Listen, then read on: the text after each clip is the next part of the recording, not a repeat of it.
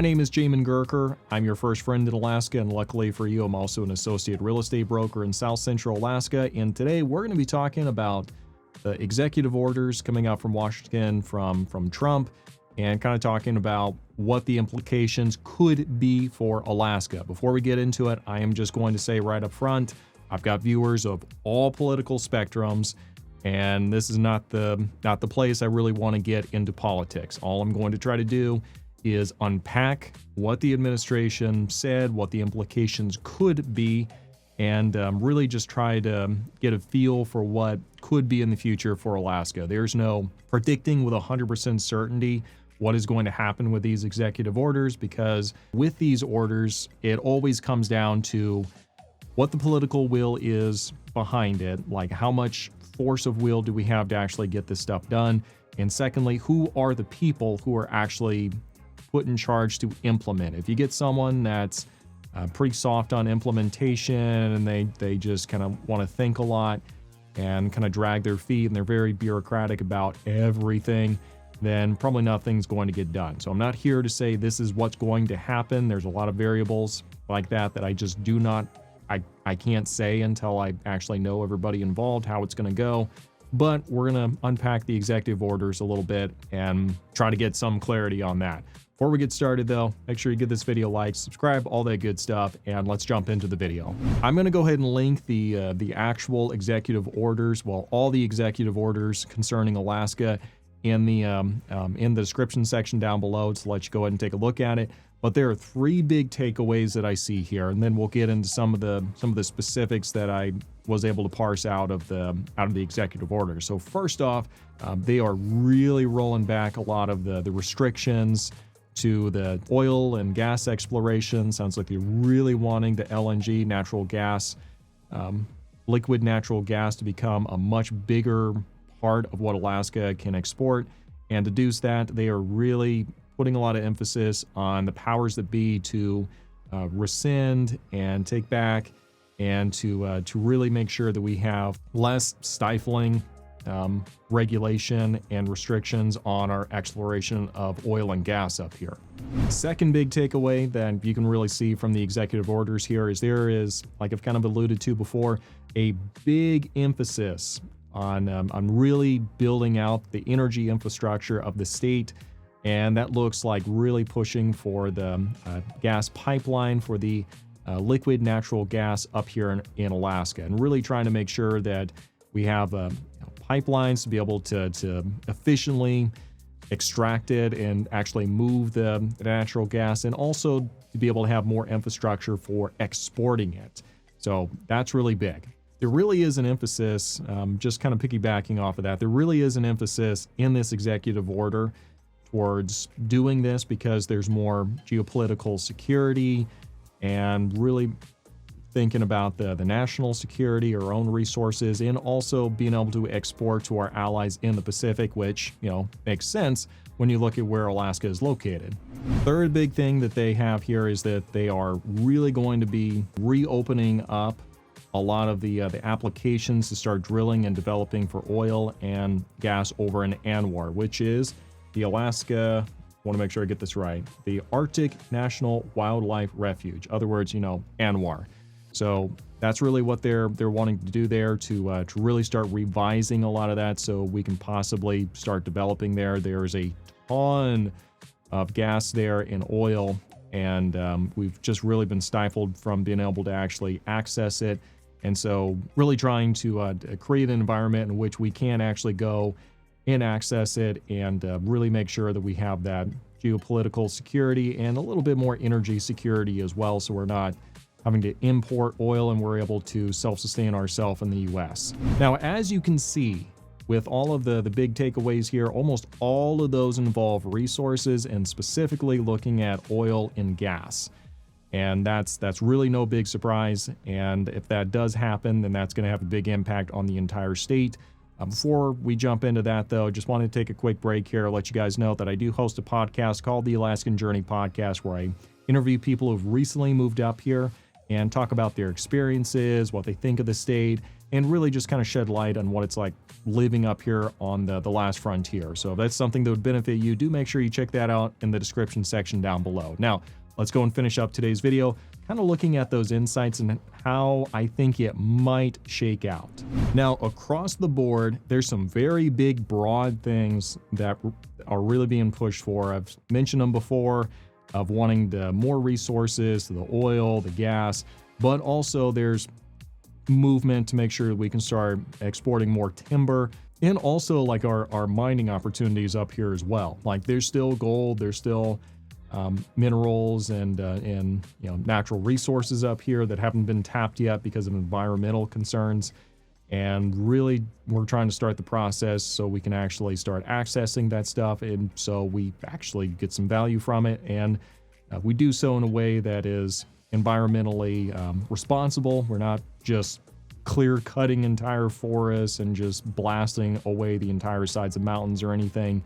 It's being done in a conservative and environmentally responsible way to make sure that we can preserve the land for future generations. But also, and this is kind of interesting, they have these big broad points like that, and also they have some very specific, very specific, dialed in, direct things that they want to have done.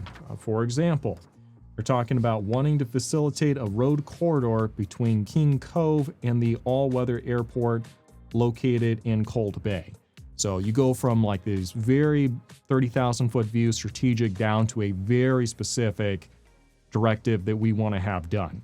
So, that's interesting to me. I'd say there's a pretty good chance that that is going to happen as long as, people are motivated to make that stuff actually occur, because obviously the president cannot be supervising projects in far off Alaska every single day. So it gets delegated out to other people, and it's, it really comes down to those delegated people as to how aggressive they're going to pursue it is going to determine the likelihood of it actually happening.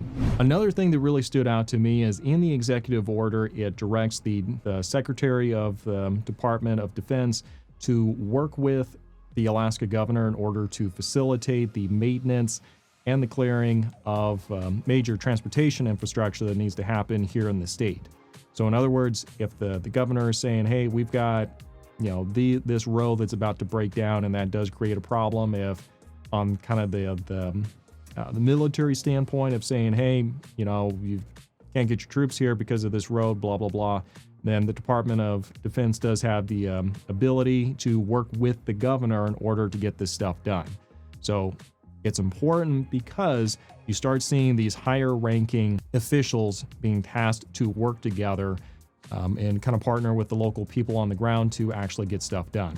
Another really important thing that I saw here, and this is important because, again, you can have the best executive order in the world, but if it's not assigned to the right person, then it's just going to get shelved and no one's going to do anything with it.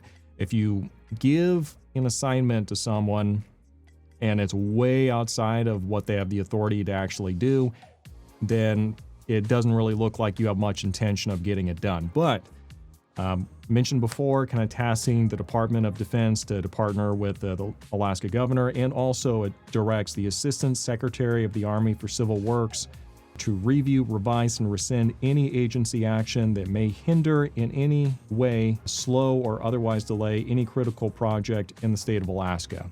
So in other words, they're serious, they're going to get it done, and they have someone specifically tasked to make sure that the projects are moving along and they're not getting just roadblocked at every single stop. So that's promising. All right, let's summarize all this real quick. What does it actually mean? Well, what it means is Alaska has an opportunity to develop its resources and actually become, actually get to the point where we can, we actually start achieving our full potential. We start kind of coming into our own, because Alaska has a ton of untapped resources, and it really has been a shame for decades that we've kind of been held back and hamstrung, because we have a lot of people in DC and other areas that take a special interest in our state, to the point where we can't even build a road without it becoming a knockdown, drag-out fight in the nation's capital. So for that reason, I think this can be a good thing. It's really going to come down to the implementation. We kind of talked about who's being assigned to do stuff, and that's really good. Now, those people are then going to delegate other people, and how this is going to work is it's going to come down to how aggressively the people that get tasked the job to do every little job here are going to be about following through. There's a lot of inertia that happens. There's a lot of complacency. There's a lot of bureaucracy that happens where people have a tendency to just kind of look at a task like this and be like, well, what do you think this means? I don't know. Let's talk about it for 2-3 months and then we'll get to it. And that's really not the spirit of the order here. And, that kind of just is what it is.